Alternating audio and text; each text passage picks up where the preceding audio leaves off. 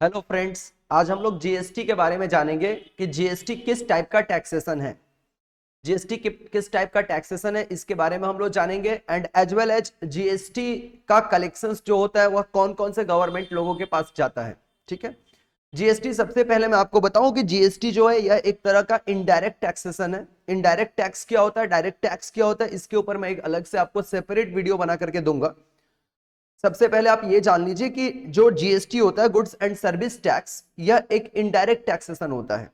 And goods and service tax होता है every type के गुड्स और सर्विसेज के सप्लाई के ऊपर जीएसटी टैक्स चार्ज किया जाता है। ये जीएसटी जो गुड्स एंड सर्विस टैक्स है, ये tax on the supply of every type of the goods and services है, सिर्फ except on the supply of the alcoholic liquor. Alcoholic liquor के ऊपर जीएसटी एप्लीकेबल नहीं होता है, इसके ऊपर आपका local tax of the state government applicable होता है। Local tax of the state government applicable होता है। जीएसटी जो होता है, गुड्स एंड सर्विस टैक्स, यह स्टेट गवर्नमेंट और सेंट्रल गवर्नमेंट दोनों का सोर्स ऑफ रेवेन्यू होता है।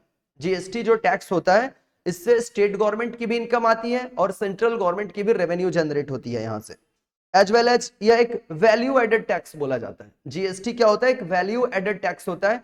ये एवरी चेन ऑफ सप्लाई के ऊपर जीएसटी एप्लीकेबल होता है। एवरी चेन, हर सप्लायर एक दूसरे को गुड्स सप्लाई करता है एंड वह अपना वैल्यू एडिशन करते जाता है, जिसकी वजह से जीएसटी का tax every chain of supply के ऊपर अप्लाई होता है।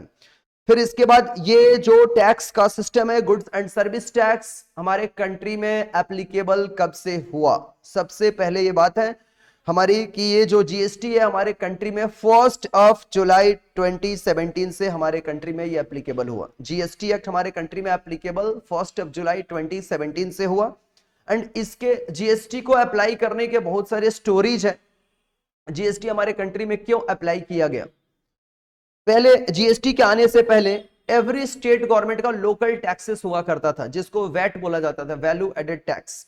लेकिन जीएसटी के आने से one nation one taxation system apply हो गया। Even in the state of the Jammu and Kashmir में भी जीएसटी एक्ट अप्लाई होता है। फिर जो टैक्स की चोरी होती थी ना सेल्स पॉइंट्स पे, वो टैक्स की जो चोरी है ये रुक गई। मतलब टैक्स में जो चोरियां होती थी ये रुक गई। टैक्स के ऊपर टैक्स जो अप्लाई होता था, जिसको हम लोग कैस्केडिंग इफेक्ट भी बोलते हैं, ये कैस्केडिंग इफेक्ट्स भी रिमूव हो गया। इससे way of doing of the business काफी इजी हो गया। इसका एडवांटेज क्या हुआ? Way of the doing of the business people के लिए काफी आसान हो गया। इसके अलावा ज्यादा से ज्यादा लोगों में यह एम्प्लॉयमेंट भी जनरेट करता है। हमारे कंट्री में मैन्युफैक्चरिंग को बूस्टअप किया, एक्सपोर्ट को बूस्टअप किया। सो ये जीएसटी का काफी सारे एडवांटेजेस है। दूसरे सेशन में और भी एडवांटेजेस मैं आपको बताऊंगा। ये आपका इंट्रोडक्शन लेवल का सेशन है, जिसमें मैंने आपको ये सारी चीजें बताई। एंड अगले सेशन में मैं आपको ये बताऊंगा कि डायरेक्ट टैक्स और इनडायरेक्ट टैक्स के बीच क्या डिफरेंस होता है। फिर जीएसटी के ऊपर काफी सारे वीडियोस मैं आपके लिए लेकर के आऊंगा। Thank you so much.